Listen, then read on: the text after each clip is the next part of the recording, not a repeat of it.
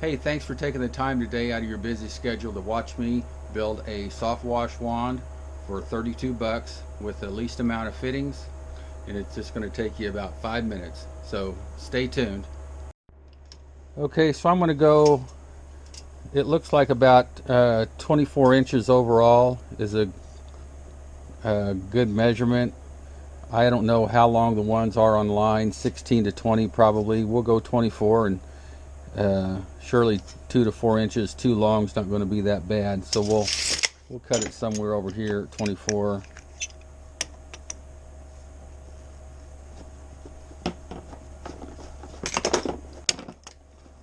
Like so. Oop, there goes my glue. Alright, so we've got that cut. You can use a hacksaw if you want, and just make sure there's no burrs inside. So this is good to do anyway. Curl that off, that little sharp edge. Take down that sharp edge here. Same way with this end.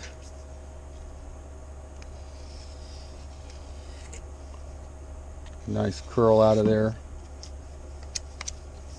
and that feels pretty good. So if you like my videos, please leave a comment down below and give me a thumbs up, and share my videos to your social media friends and on the forums, and we'll get right to the building. Alright, so I'm going to put this quick connect into this fitting, and then I'm going to glue it on as an assembly. So we'll get our blue pipe dope.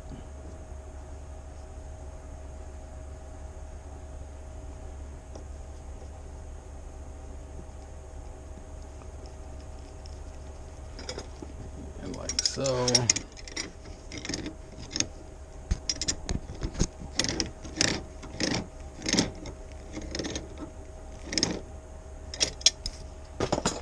What's cool about this fitting is they already know it's going to split there, so they put a provision on there, a nice ring to keep that from expanding. So it's quite a nice fitting. Okay, the proper way of gluing any plastic pipe together, especially plumbing pipe, is you put primer and primer, that's to knock the sheen off of your fittings.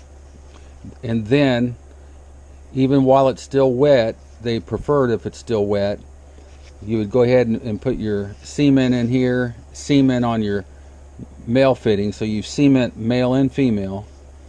Then you push the fitting in, and then, it's going to be hard to do with my fingers, but you want to turn it a quarter turn.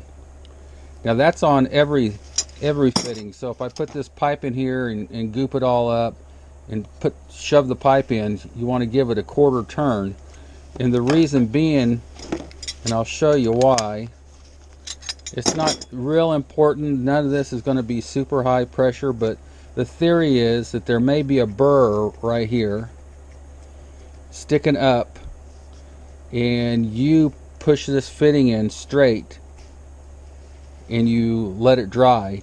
There's actually an area in there that might have no cement on it. It's the glue isn't spread, and so there's a possibility water getting in the bottom of this fitting and following that straight track you just cut in to this female fitting and then out to leak. So the solution to that is to do everything I just said, goop it all up, push your fitting in as far as it'll go, and since I don't have anything to hold on to this to turn it, which it'll be tough, is once it's as far down as you can, just give it a quarter turn and hold it for about 20 seconds.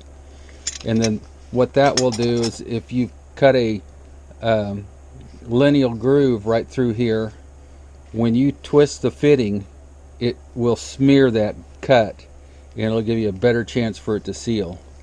So I mean, there's a lot of times where I was underneath a crawl space and just trying to get pipe together, and I was just lucky to get it stuck together, you know, pushed in straight, let alone twisting it. So I can't say I've ever had a leak like that, but it's just good practice when you can twist your pipe or fitting a quarter turn, hold it for about 20 seconds and release.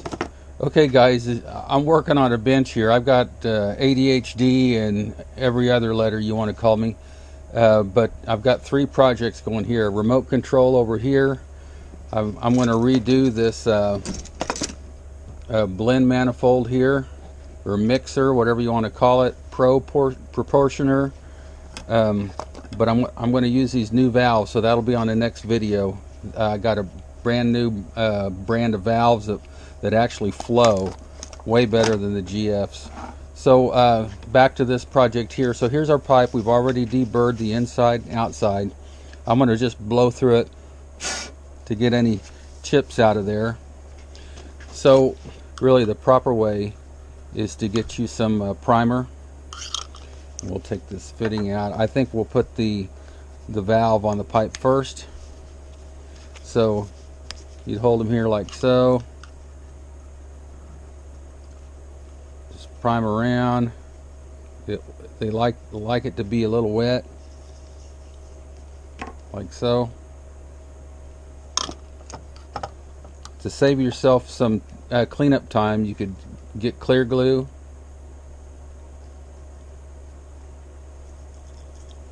Okay, so now I'm going to put it together and give that quarter twist and hold it. So you hold it for about 20 seconds. If you push it together and you let loose of it too soon, it'll start pushing the pipe out. And when that happens, sometimes it's hard to get the pipe back in.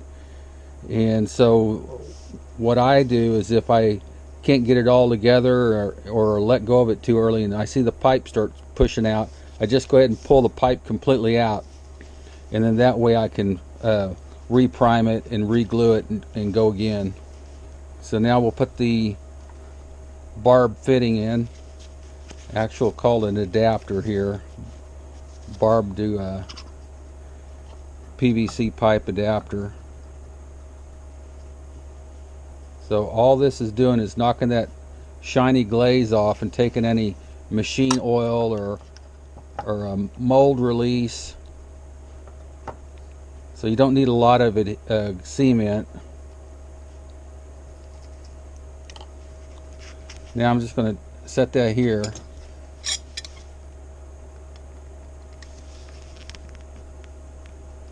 And then give it my quarter turn. And hold it there. Okay. Looks good. Now we'll go down here to the business end of it. Kind of hold your pipe. If it's a small enough pipe, you can just hold it one hand like this.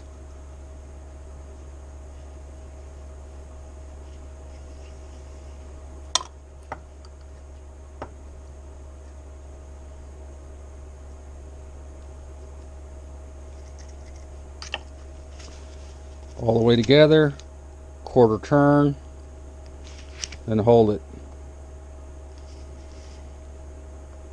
So I'll show you a trick of cleaning up your pipe, even getting rid of all this crap. So hold on a second. Okay, so what we use to clean all this up with is acetone, and you get this at a hardware store. And so watch this come off like that. Cleans it right up. Got one of these doodads here. I did have a Ryobi one, and I will say the Ryobi one that's green that you get at Home Depot is probably about $2 less than what I paid for this. And I was just trying this out because I thought, well, you know, I was making an order anyway, so I just had them throw this in. But it doesn't feel as good as the Ryobi, and I don't believe it closes down as much here for the fan spray, but I'm going to try it anyway. So here's the gun made, and so let's say we got about 750 here, about $8. 12. That's about 10, 22, and this adjustable nozzle is about 10. So 32 bucks. And also, when I ordered this, I ordered 4 of everything right here. So I'm thinking about making an intermediate length one, and then one that's about 5 or 6 foot long, because this to me, like if you needed to get up another 5 or 6 foot on something, or be more accurate, instead of having a bunch of oversprays, is make a couple of long ones. So that's what I'm going to do. So basically it's just doing the same thing with a longer pipe.